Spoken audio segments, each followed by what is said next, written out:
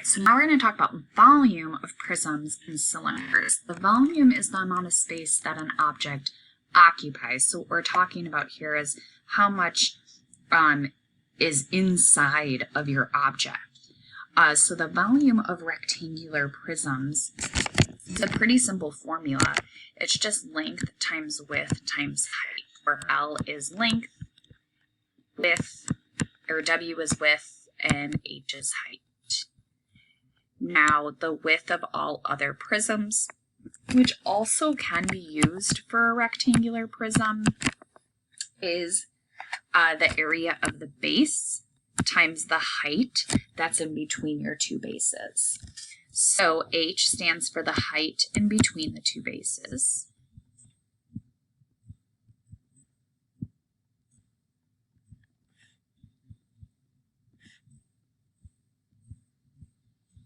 And B is the area of the base.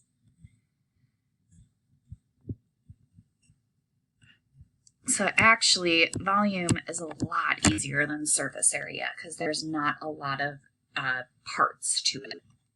The volume of cylinder comes from the volume of a prism. The area of the base of a cylinder is pi r squared. And then times the height of your cylinder. So H stands for height, and R stands for radius.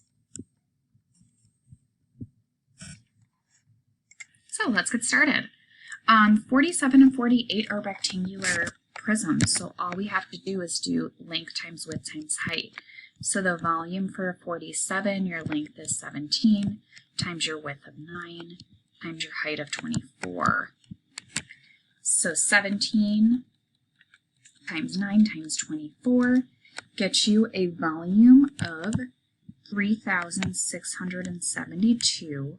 And since we're multiplying three dimensions together, this is centimeters cubed.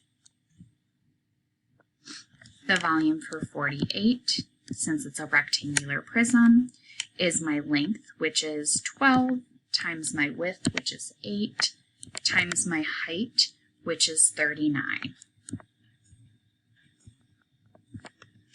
So a 12 times an 8 times a 39 gives me a volume of 3,744 feet cubed. All right, moving on to my next one. So we have our base is a triangle. We have one side of that triangle, so we do need to use the Pythagorean theorem to help us find the other side. So I'm going to mark this as x here. So if I do an x squared plus a 28 squared, that would be equal to the hypotenuse, which is the hypotenuse is 32.5 squared. And solving for x, if I do a 32.5 squared and I subtract 28 squared from it, I wind up with x squared being a 272.25. And then taking the square root of both sides, I would wind up with x is 16.5. So then I'm going to find the volume by taking the area of this base of the right triangle, which is 1/2 times the 16.5 times 28. And then I'm going to multiply it by the height of my prism, which is 31. So the volume of this prism comes out to be, when I punch this into my calculator, a 7,161 kilometers cubed. All right, number 50. Number 50 is a trapezoidal prism. The area of a trapezoid is 1/2 times the height, which we would need to find the height is this section here, times the sum of the bases, which the base is 25 and 39.4. And then we'll multiply that by the height of the prism, which is 35. So we just need to find the height of the trapezoid. So if I draw that red line down, then this is 25. And if I do a 39.4 minus a 25, I wind up with this side over here being a 14.4. So then I have enough information on this triangle here to find my height, h. It's going to be the Pythagorean theorem, and h squared plus a 14.4 squared is equal to the hypotenuse squared, which is that 30.6. So if I do a 30.6 squared minus a 14.4 squared, that's a 729. So h squared is equal to 729. And taking the square root of both sides, then h comes out to be 27. That's the height of your trapezoid. So now finding the volume, I'm going to find the area of the trapezoid, which is 1/2 times the height of my trapezoid, which I just found to be 27, times the sum of the bases, which is 25, plus 39.4. And then I need to multiply it by the height of the trapezoidal prism, which is 35. Okay, so my volume comes out to be, if I do a 27 times a 25 plus 39.4 times a 35 times a 1/2, I wind up with 30,429 centimeters cubed. All right, so my next two are cylinders. With cylinders, your volume, remember, is pi r squared times the height of your cylinder.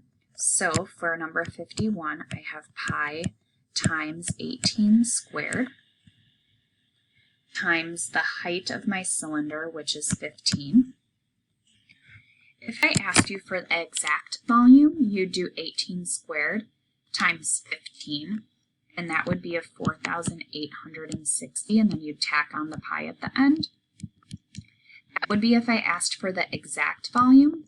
If I want you to round, you'd actually type out the 4,860 times pi in your calculator, and you'd give me the rounded version.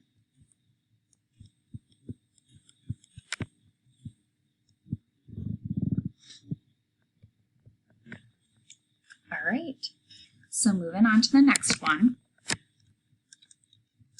My radius is 5.5. So my volume is going to be a pi times 5.5 squared times 21. So a 5.5 squared times 21 would be a 635.25 pi meters cubed. But if I wanted you to round it, we'd actually type out the pi in our calculator. Whoops.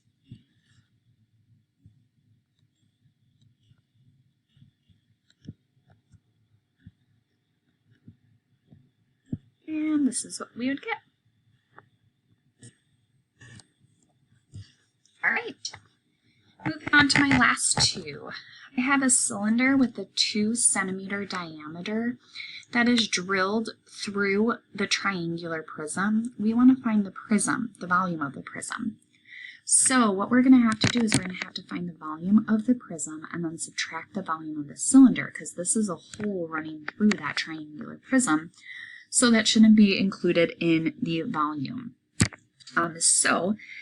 We are going to then do the volume of the prism first. This is a triangular prism. This is a right triangle up here. It's hard to kind of see that little right angle there. But the area of the base is 1/2 5 times 5. And then the height of your prism's 14.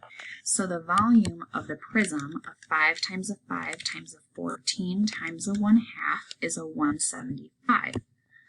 Then we're going to find the volume of the cylinder. It has a diameter of 2, so the radius is 1. So it's a pi times 1 squared times the height of that cylinder, which is also 14. So a 1 squared is a 1, so a 14 times a pi comes out to be approximately equal to 43.98. So then what we're going to do is we're going to subtract these two to find the volume of the prism without the cylinder, or with that cylindrical hole down the center. And that comes out to be 131.02 centimeters cubed. All right, number 54, the last one, we have a diagram of Eric's pool. He plans to fill his pool to a depth of 4 feet with the garden hose. That has 80 feet cube per hour flow rate. How many hours will it take to fill the pool? So let's find the volume of the pool then, or the volume of how much he's filling up, which is 4 feet, a height of 4 feet. So we're going to have the volume equal to pi times my radius, which is 13.5 squared, times the height of how much he's filling it up to, which is 4. So if I do a 13.5 squared times a 4 times a pi, I wind up with my volume being approximately 2,290.22 feet cubed. Now it's going to take him, the flow rate is 80 feet cubed per hour. So if I take that 2,290.22 and I divide by the flow rate of 80, that's going to give me how many hours it will take to fill the pool, which comes out to be approximately 28.63 hours.